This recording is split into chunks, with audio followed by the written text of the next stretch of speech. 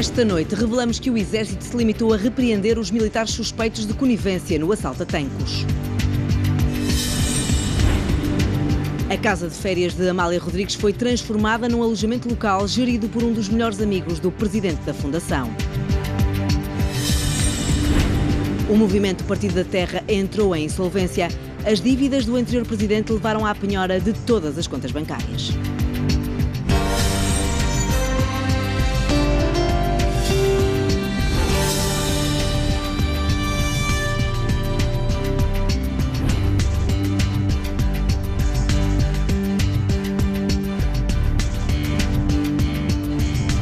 Boa noite. 19 anos depois, a vontade da diva do fado continua por cumprir.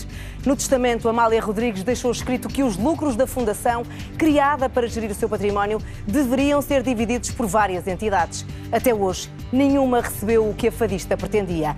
A Fundação Amália continua a ser gerida pelo filho do testamenteiro e recebe benefícios fiscais aos quais não tem direito. A presidência do Conselho de Ministros está há 8 anos a reavaliar o Estatuto de Utilidade Pública desta Fundação. Mas esse estatuto já caducou em 2013, o que significa que a Fundação Amália já beneficiou de isenções fiscais, num total de quase 7 mil euros ilegalmente. Não sei. Vamos chegando ao final de uma parte da minha história. Sinto que estou viva porque canto. Porque canto fado, mesmo do meu lado.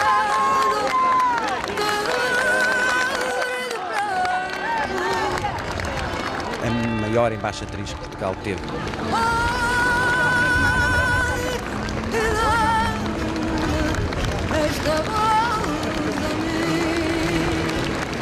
A voz calou-se faz agora 19 anos.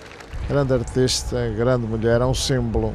Portugal deve muito à Amália. Se é verdade que se diz que a minha pátria é a língua portuguesa, então ainda é mais verdade que a minha pátria é a língua portuguesa cantada por Amália Rodrigues. 2 anos mais tarde, aplaudiu-se Amália, novamente, na transladação para o Panteão Nacional. E quem nasce mal falado, melhor fado não terá. Levantai hoje de novo, e do berço até à morte. Amália referiu a morte nas cantigas e deixou escrito o fado que queria dar ao seu património. No testamento feito em outubro de 97, em sua casa, Amália deixava aos 4 sobrinhos os direitos de autor e royalties em partes iguais.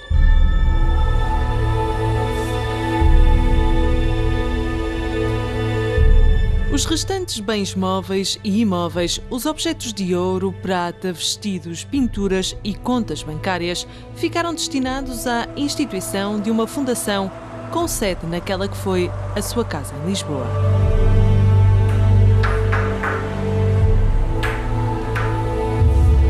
A fundação foi criada 2 meses depois da morte da fadista. Na presidência ficou a título vitalício o advogado que lhe fez o testamento e depois dele, o filho. A Fundação foi sempre notícia e sempre foi polémica a forma como gera o património que Amália juntou em vida. Foi uma infância com falta de sapatos, falta de vestidos, falta de pão, falta de tudo, mas eu cantava sempre e lá em casa cantava-se muito.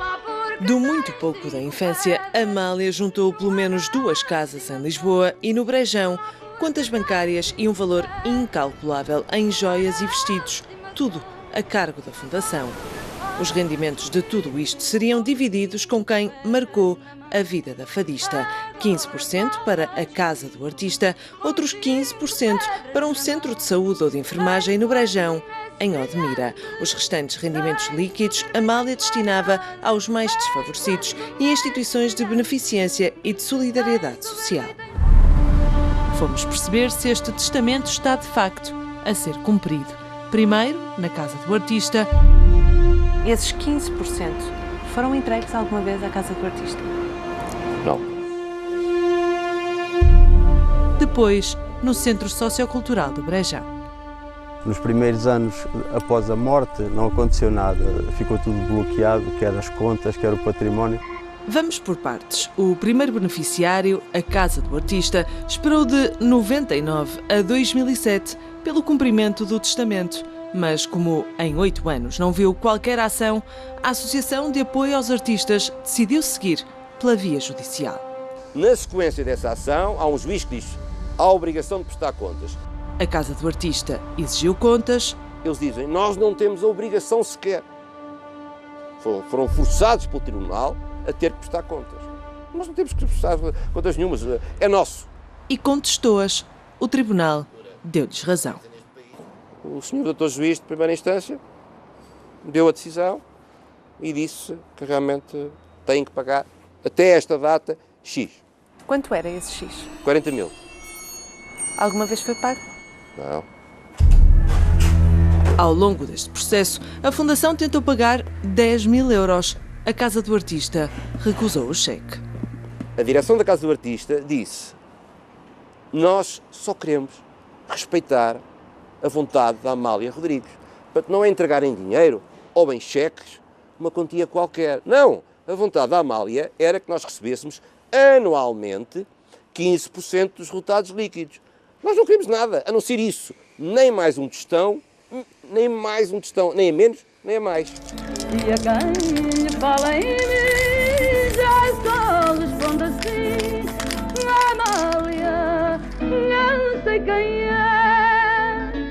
No Brejão, onde se respira Amália, a decisão foi diferente. Sim. Gabinete médico? Dona Amália Rodrigues. E este gabinete de enfermagem? Na enfermagem, Engenheiro César Seabra. Foram inaugurados apenas 12 anos depois da morte da fadista e depois de muita polémica. Temos estado a aguardar e o que precisamos agora é saber se realmente esse testamento é cumprido e nós vamos receber para pôr o posto a funcionar. O presidente da Junta de São Teotónio reclamava em 2007. O centro só começou a funcionar em 2011, com dinheiro da Fundação. Fomos brindados com participação de 25 mil euros que deu para equipar as 2 salas, comprar o material que ali está. Depois houve uma segunda quantia para este centro social. 4 ou 5 mil euros e depois daí é que nunca mais houve lucro. O 6 às 9 pediu uma entrevista ao presidente da Fundação, Amália Rodrigues. João Aguiar aceitou, marcou o dia e a hora, depois remarcou e quando aqui viemos disse que não autorizava a gravação das suas declarações. Disse sim que estava disponível para uma conversa não gravada. Uma conversa que depois disse não ter tempo para ter. Depois de o 6 às 9 ter questionado a Fundação, os relatórios e contas e todos os documentos desapareceram do site oficial. Os beneficiários não sabem dos lucros, nem sabem como andam as contas. Entre o ano de 1999 e o ano de 2017, esta entidade acumulou prejuízos no montante de 402 mil euros durante o exercício de atividade económica até a data mais recente conhecida. Acho que há anos que nem chega o que rende com as despesas que tem. Consecutivamente, ao longo destes anos, esta entidade, Fundação Amália, daquilo que são os rendimentos operacionais que tem, esses rendimentos operacionais não são suficientes para os gastos que tem no âmbito das suas atividades, as diversas tipologias de atividades que desempenha. No centro social, inicialmente havia apoio médico, mas até isso esteve em causa. Tivemos uns meses largos, quase 2 anos, que não tínhamos médico. A situação mudou, mas não com a ajuda da Fundação. É a autarquia de Odmira quem paga as contas.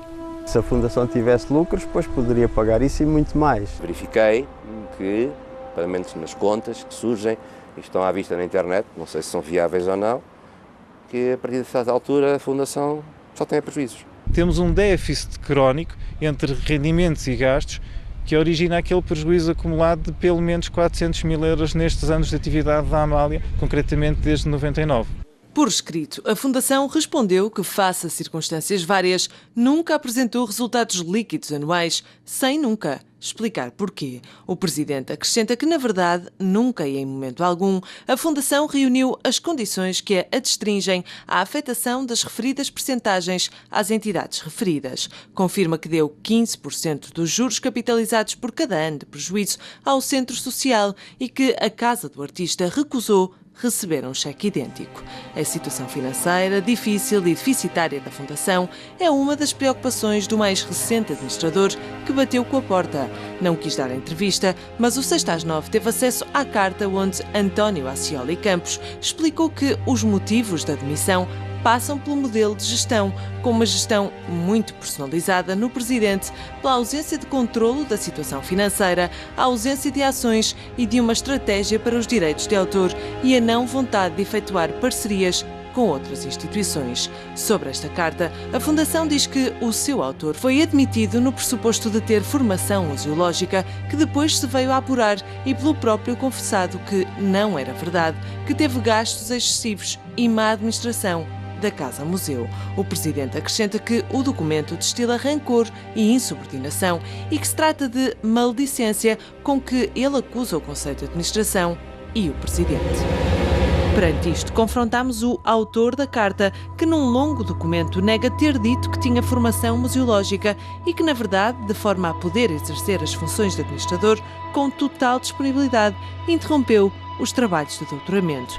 António Campos refere ainda que, na carta de demissão, só apresentou alguns dos pontos que sempre foi questionando ao Presidente. Tudo isto numa fundação que tem utilidade pública, concedida em 2007 pelo então Primeiro-Ministro José Sócrates, com efeitos retroativos, exatamente numa altura em que a Fundação devia ao Fisco 2,3 milhões de euros referentes ao antigo imposto sucessório e mediante duas condições, a de comprovação dos órgãos sociais e a apresentação do plano de atividades. De acordo com a lei, para ter o Estatuto de Utilidade Pública tem que comprovar um conjunto de requisitos, que possui um conjunto de requisitos e tem que apresentar um conjunto de documentos. Ora, se nós virmos a declaração de utilidade pública que foi feita em 2007, o que sucedeu foi exatamente o contrário. E, portanto, parece-me que o objetivo terá sido, de uma forma apressada, libertar, muito provavelmente, a Fundação Amália Rodrigues de um conjunto de dívidas fiscais que, se não fosse esta retroatividade, ela teria que suportar e provavelmente não teria condições para suportar. A dívida do antigo imposto sucessório foi perdoada e desde então a utilidade pública tem garantido à Fundação mais poupanças, não paga IMI e desde 2008 está isenta de IRC, por causa deste despacho das finanças que se baseia exatamente no Estatuto de Utilidade Pública. Ora, esse estatuto foi atribuído em 2007, com a duração de 3 anos. Fim desse prazo teria de ser reapreciado, ou seja, em 2010. Mas nada aconteceu. 8 anos depois, no site da Presidência do Conselho de Ministros, consta que está em reapreciação e o estado atual diz pendente. 8 anos após aquilo que o despacho de 2007 mandava, 8 anos depois, ainda estamos numa situação de indefinição. Confrontadas pelo 6/9, a Fundação e a Presidência do Conselho de Ministros confirmam que o Estatuto de Utilidade Pública se mantém, mas o Governo admite que este processo entrou em reapreciação em outubro de 2010. A Lei 24 de 2012, que aprovou a Lei Quadro das Fundações, veio determinar que as fundações privadas que tivessem Estatuto de Utilidade Pública teriam, no prazo de 6 meses, portanto até 14 de janeiro de 2013, de requerer a confirmação desse mesmo Estatuto sob pena de caducidade. Perguntámos à Presidência do Conselho de Ministros se a Fundação pediu. A resposta foi negativa. Se não requereu essa mesma confirmação, direi que se está a ter benefícios fiscais, está a tê-los, porque a lei não foi cumprida e de uma forma claramente ilegal. Não podia ter benefícios, mas continuou a ter. Nos documentos oficiais da Autoridade Tributária, podemos concluir que pelo menos em 2015, 2016 e 2017 ficou isenta de IMI. Só destes 3 últimos anos, mais de 4 mil euros referentes a esta Casa-Museu na capital. Mas o certo é que a autoridade tributária só publica estes dados desde 2015, ou seja, este valor dispara para uma isenção superior a 23 mil euros, se considerarmos a retroatividade dos benefícios concedida por José Sócrates. Destes 23.250, quase 7 mil tinham que ter sido cobrados para cumprir a lei. A culpa final é sempre do Primeiro-Ministro, pela simples razão que ele é a pessoa que, à face da lei, é competente para reconhecer o Estatuto e para fazer cessar esse mesmo Estatuto, publicando em Diário da República. Perguntámos há várias semanas à Presidência do Conselho de Ministros se irá agora corrigir a situação, declarando a caducidade automática do Estatuto de Utilidade Pública, que há 8 anos se mantém pendente. Não obtivemos resposta. Entre as muitas denúncias feitas na carta de demissão do ex-administrador da Fundação Amália, consta uma que dá conta da má gestão da casa de férias da fadista. A icónica Casa do Brejão, no sudoeste alentejano, foi transformada em alojamento local e, sem qualquer consulta ao mercado, foi entregue a um dos melhores amigos do presidente da Fundação por 1.000 euros mensais. O empresário Luís Montes queria arrendar a casa e ofereceu 11 vezes mais. Mas o presidente da Fundação alega que nunca recebeu esta proposta. A 230 quilómetros da Casa de Lisboa, no Brejão, concelho de Odmira, Amália tinha esta casa de férias. Amália, quis Deus que fosse o meu nome. Amália, e acho de um jeito engraçado. Como vem, estou assim numa charneca longe de tudo. Quando ouço alguém gritar, Amália, canta-me fado. Sobre a praia, a que deu o nome, Amália juntava os amigos, numa casa que desde a morte da fadista esteve fechada, sem planos, por parte da Fundação. A hipótese de eventualmente esta casa vir a ser aberta ao público por variedíssimas maneiras e formas está a ser pensada, evidentemente. Hoje é um alojamento local. Os preços em agosto são 150 e 160 euros a diária, com um pequeno almoço. A casa tem 3 quartos, 2 estão disponíveis para alojamento, o terceiro é ocupado por Rui Maurício e a família. Este ex-administrador da Fundação é agora quem gere este alojamento local. Quanto é que pagou à Fundação para estar aqui? Esse valor consta de um contrato, portanto, que foi feito entre as partes, e no primeiro ano o valor era muito residual e com IVA foram 4.000 e qualquer coisa euros. Para estar 4 meses a explorar. De 1 de junho a 30, sim. Pagou 4.000 euros em 2016, este ano foram 12.000. A carta do ex-administrador, que se demitiu em junho, revela que existia outra proposta mais vantajosa para a Fundação, que renderia 11.000 euros por um mês de arrendamento. O senhor sabe se houve outras propostas para esta casa? Desconheço. A Fundação garante só ter recebido a proposta de Rui Maurício, mas havia de facto outra. Agostinho, e no que diz respeito ao fado, o que é que vamos ouvir hoje?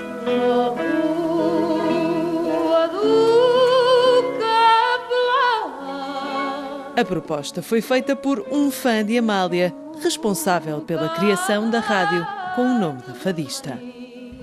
Responsável pela criação de um festival muito perto do Brejão. Nós estamos lá a montar aquilo durante um mês, não é? Portanto, era alugar um mês a casa. Portanto, disseram que não era possível. Esse sonho não foi possível, mas não é o único. Eu gostava de fazer lá um festival de fado, mas ainda não foi possível. Porquê? Porque ainda não houve disponibilidade.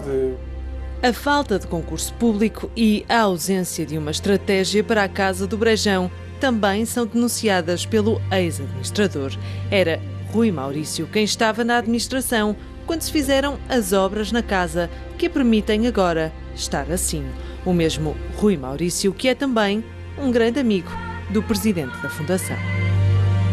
Somos muito grandes amigos, não tenho nada a esconder relativamente a isso. Fiz a proposta, estou com a consciência completamente tranquila. O presidente da Fundação admite a amizade, mas diz que a Fundação não poderia prever à data a saída de Rui Maurício e tampouco que, anos após a sua saída, viesse a receber uma proposta pela Justic, a empresa que lhe pertence.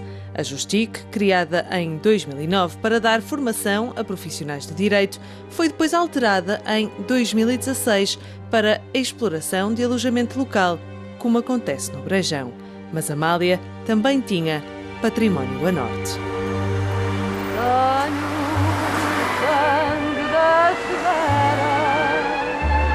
O alvará desta farmácia centenária, em Anadia, passou para a Fundação, apesar de, por lei, as fundações não poderem ser donas de alvarás, como confirma o Infarmed. Não podia ter uma farmácia, mas teve parte desta durante quase 19 anos. Eu não conheço farmácia nenhuma que estivesse num estado tão mau. O que existia naquela farmácia era meia dúzia de produtos nas prateleiras e um livro de faturas manual. Sara tinha desde 2016 a outra parte, que comprou em leilão. Eu comprei a farmácia por 140 mil euros, os 66%. E os outros 33 eram de quem? Os outros 33 eram da Fundação Amália Rodrigues. O Infarmed diz que realizou diversas diligências no sentido de regularizar a propriedade da farmácia. O que é certo é que só este ano é que a Fundação vendeu o alvará, também a Sara, por 5 mil euros. Não acha que 5 mil euros pode parecer pouco? Não, acho que é muito. E ainda hoje me arrependo. Não devia ter comprado. Na carta de demissão, o ex-administrador escreve que este processo de venda foi apresentado ao Conselho de Administração como a única solução possível, mas António Campos refere que existia um outro interessado na compra que não foi tomado em consideração. Não conheci mais nenhuma proposta e acredito que não houvesse ninguém interessado. A Fundação escreve que não houve apresentação de qualquer outra proposta e admite que nunca teve qualquer participação na gestão, que lhe foram sonegadas prestações de contas, mas que dessa gerência, ou falta dela, a Fundação poderia incorrer no pagamento de mais de 100 mil euros. Foi essa a herança de Sara, que ainda hoje tem conflitos com o senhorio, sobrinho do falecido marido de Amália. Entramos em contactos com a proprietária do alvará para chegarmos a uma negociação através de advogados e recusa-se a pagar a renda. A Casa Museu é a principal fonte de rendimento. Tem 7 funcionários e, em média, 19 visitantes por dia. A Casa de Mateus, também fundação, também casa de um nome ilustre da história de Portugal, recebeu, no ano passado, mais de 109 mil visitantes, ou seja, 299 por dia. É em Vila Real, longe do boom turístico de Lisboa. Who did Mummy and Daddy name you after? The singer Amália. Esta Amália é australiana, tem 5 anos e corrige quem lhe dá outro nome. People think we spelled Amelia wrong. But we're actually spelling Amália. A Casa Museu não consta nos principais tops de visitas ou recomendações em Lisboa e quem lá vai é mesmo porque tem motivos fortes. What did she sing? Do you remember the music? What do we call it? No. Fado? Yes. Um fado que se eterniza, mas só se alguém fizer por isso.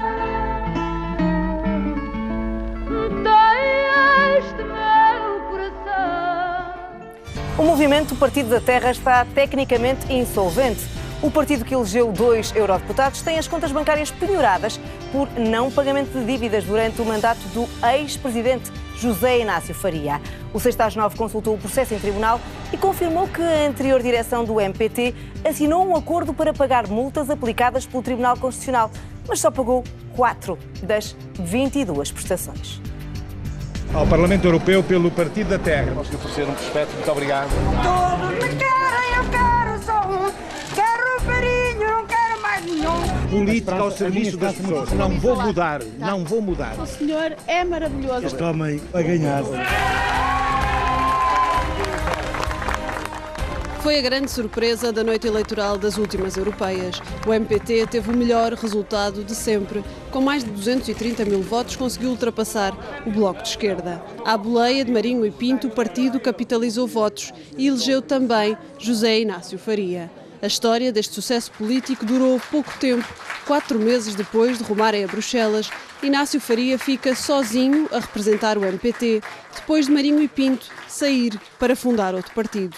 O número 2 passa a número 1. José Inácio Faria é eleito presidente e fica aos comandos do MPT até fevereiro de 2018. Na passagem de testemunho ao professor universitário Luís Vicente, o presidente cessante terá deixado uma garantia. Informou ou declarou aos congressistas que deixava a direção do partido com as contas todas sanadas, com tudo limpo, não havia dívidas a ninguém, portanto, do ponto de vista financeiro, estava tudo regularizado. No dia 6 de julho de 2018, nós recebemos um acórdão do Tribunal Constitucional que se referia às contas de 2010 e que referia a haver irregularidades processuais que seriam alvo de coima. Foi o primeiro sinal de que, afinal, não estava tudo em ordem.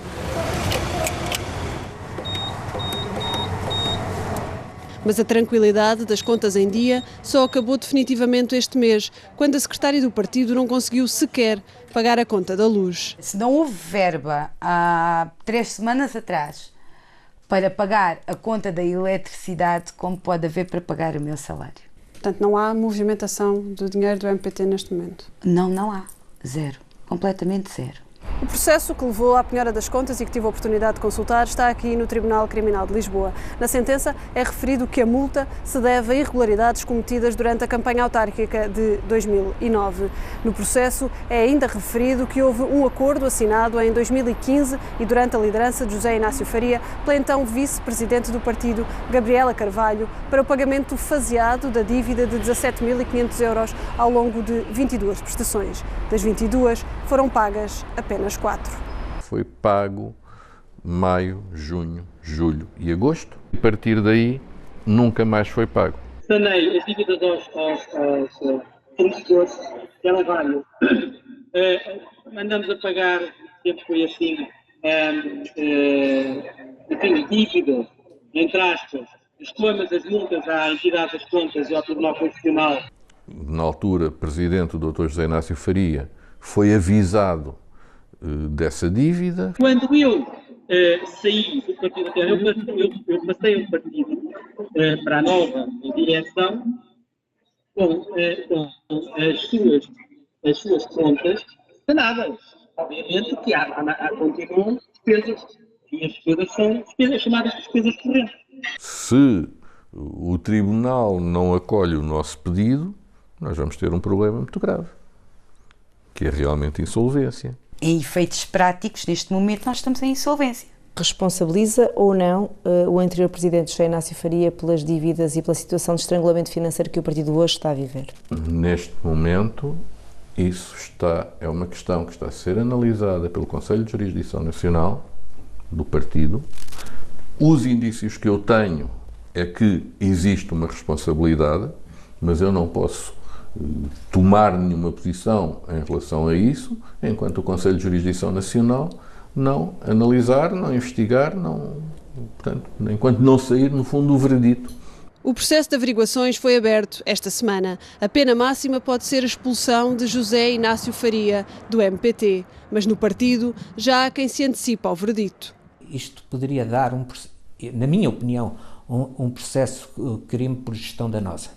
Como é que reage às acusações de que é o responsável pelo lapidar das contas do MPT? Para si, houve quem destruísse o MPT e esse alguém tem rosto? Tem, Dr. José Inácio Faria. A partir de Madagascar, via Skype, o eurodeputado garante estar de consciência tranquila e atribui as acusações à alegada perseguição de que diz estar a ser alvo pela atual direção. Na semana passada, o MPT retirou-lhe a confiança política. O Dr. José Inácio Faria é filiado no MPT. Mas não tem a vossa confiança política. Mas não tem a nossa confiança. Logo não vos está a representar? Não nos está a representar. Nós não temos nenhum deputado no Parlamento Europeu neste momento. Na carta que enviei, a carta aberta que enviei ao Presidente do Partido da Terra, disse que era um método stalinista, que eu pensava que já não existia. A história da liderança de Inácio Faria conta-se com muitas incompatibilidades. António Arruda é o rosto disso mesmo. Fundador do MPT, desfiliou-se na anterior direção e desde essa altura que alimentou suspeitas contra o anterior presidente. Quando eu saí em janeiro, portanto, de 2015, havia na conta cerca de pouco mais de 60 mil euros. Eu, em junho, a última vez que vi, estavam lá 11 mil euros. Onde é que se gastaram 49 mil? Eu não lhe faço, não sei. No início do mandato de Inácio Faria, a Comissão Política do MPT tinha 7 membros. Saíram quase todos em desacordo com o Presidente. Raul Santos foi um de apenas 2 militantes que se mantiveram até ao fim. Eu nunca me apercebi em rigorosamente momento nenhum de que os acordos que tinham eventualmente sido feitos com a Justiça que deixassem de ser cumpridos. Nós confiamos nas pessoas que estão connosco. Se não for assim, mal está uma instituição. Neste momento, as evidências que tenho levam-me, obviamente, no fundo, a concordar com aquilo que foi a decisão da Comissão Política Nacional de retirar a confiança política ao anterior Presidente, ao José Inácio Faria. O movimento Partido da Terra passou de surpresa política a incumpridor de contas. A meses das eleições europeias e legislativas, o MPT não sabe como gerir o presente, muito menos o futuro. Isto é um golpe terrível. O partido de professores universitários e ecologistas está à beira da insolvência e não é inédito, mas é no mínimo insólito e torna cada vez mais provável que o inesperado sucesso de há 5 anos, o Partido da Terra com um crescimento enorme, fique apenas registado como imagem de arquivo. O Ministério da Defesa, liderado por Azeredo Lopes, escondeu os processos de averiguações feitos no interior do Exército e das Forças Armadas na sequência do assalto aos paióis de Tancos. A Comissão Parlamentar de Defesa recebeu vários documentos secretos e outros confidenciais. A 5 dias do arranque da Comissão Parlamentar de Inquérito ao maior assalto de sempre numa base militar, mostramos-lhe que os 3 militares que foram repreendidos pelo Exército são precisamente os mesmos que a PJM quis constituir arguidos, mas que a PJ Civil não terá deixado.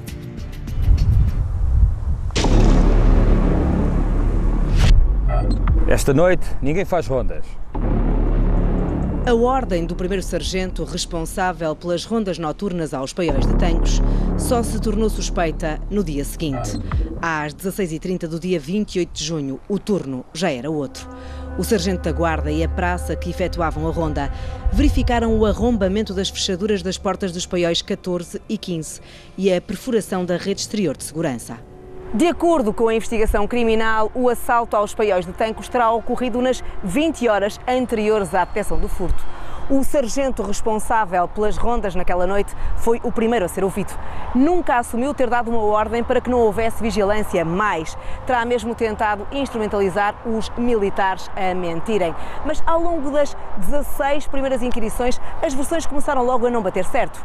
Por isso mesmo, a Judiciária Militar propôs que fossem feitas buscas às casas dos militares suspeitos de estarem coniventes com os criminosos. Mas a Polícia Judiciária, responsável pela investigação, terá considerado que essas diligências seriam extemporâneas. Até hoje, os militares envolvidos nunca foram sequer constituídos arguidos. 3 dias após o assalto, o então chefe do Estado-Maior do Exército anunciou a abertura de um inquérito interno e uma vaga de demissões. Decidi exonerar os 5 comandantes das unidades respectivas e que, de alguma forma, estão relacionadas com estes processos. Foram as primeiras sanções. 15 dias depois, os 5 mesmos comandantes alegadamente exonerados foram todos reconduzidos nos mesmos cargos. Seguiram-se processos disciplinares. Os 2 primeiros a 14 de agosto. Visaram o primeiro sargento e um cabo de Engenharia 1, o regimento que estava responsável pela ronda aos paióis. A 6 de setembro, o comandante do regimento instaurou mais um processo disciplinar, desta vez a um capitão. Tinham passado 2 meses e meio sobre o assalto. Os meses foram passando sem pistas nem rastro dos assaltantes que beneficiavam de uma guerra intensa entre 2 polícias, Judiciária Civil e Judiciária Militar. Desde 4 de julho do ano passado, a então Procuradora-Geral da República, Joana Marques Vidal, tinha atribuído a investigação à Unidade de Combate ao Terrorismo, então liderada por Luís Neves, hoje diretor da Polícia Judiciária. O 6 às 9 sabe que esta unidade da PJ nunca pediu reforço de efetivos à Direção Nacional e manteve-se sempre com os mesmos inspectores, alguns de férias, outros a fazerem cursos de promoção no interior da PJ. Certo é que hoje, tanto a investigação criminal ao furto em Tancos como ao encobrimento estão a ser desenvolvidos pelos mesmos inspectores da Unidade de Combate ao Terrorismo, pelos mesmos procuradores do Ministério Público e até pelo mesmo juiz, João Barto. Entretanto, a Comissão Parlamentar de Defesa, liderada pelo social-democrata Marco António Costa, começou a exigir resultados dos processos de averiguações que o Exército se tinha comprometido a concluir 2 a 3 semanas após o assalto. A pedido do 6/9, o Presidente da Comissão mandou-nos todos os documentos recebidos e não classificados. Ao todo, 3 pedidos da Comissão a exigir uma resposta ao Ministro da Defesa. A 12 de setembro, o gabinete de Azeredo Lopes enviou finalmente um relatório, mas com a classificação de secreto. Inconformado, o Presidente da Comissão de Defesa exigiu saber que partes não eram classificadas. 1 mês e meio depois, o gabinete do Ministro enviou um novo dossiê, mas aí os documentos já não eram secretos, mas continuavam confidenciais. Insistimos com o Exército sobre o desfecho dos processos disciplinares. Foram instaurados processos disciplinares a militares que prestavam serviço no Regimento de Engenharia número 1 por incumprimento de deveres de serviço e não por responsabilidade no furto. As penas disciplinares aplicadas foram as de repreensão agravada e proibição de saída. Punido foi também o sargento que provocou este momento irónico de Rovisco Duarte, logo após a recuperação das armas na chamusca. Surge agora uma caixa a mais, deste tamanho. Deste tamanho. Afinal, nunca houve uma caixa a mais, apenas um erro de inventário. Foi provocado por um sargento que, por lapso, não atualizou a folha de registro, acrescentando a caixa que de facto deu a entrada no paiol de Tancos dias antes do furto. O sargento foi apenas repreendido. O Ministério Público recusa divulgar a data em que o ex-ministro da Defesa, Azeredo Lopes, irá ser ouvido no TSIAP. O Presidente da República garante que a substituição da anterior Procuradora-Geral da República nada teve a ver com este caso. Marcelo Rebelo de Sousa não nega ter conversado com o Primeiro-Ministro e com a ex-Procuradora sobre o assalto de Tancos, mas assegura que não fala nem escreve sobre as reuniões que manteve com um e com outro. Certo é que Joana Marques Vidal já disse estar disponível para esclarecer todas as dúvidas no local próprio. O advogado de Vasco Brazão, Ricardo Sá Fernandes, vai pedir que Azeredo Lopes e Joana Marques Vidal sejam ouvidos o mais depressa possível. Foi o 6/9. Boa noite, tenha um ótimo fim de semana.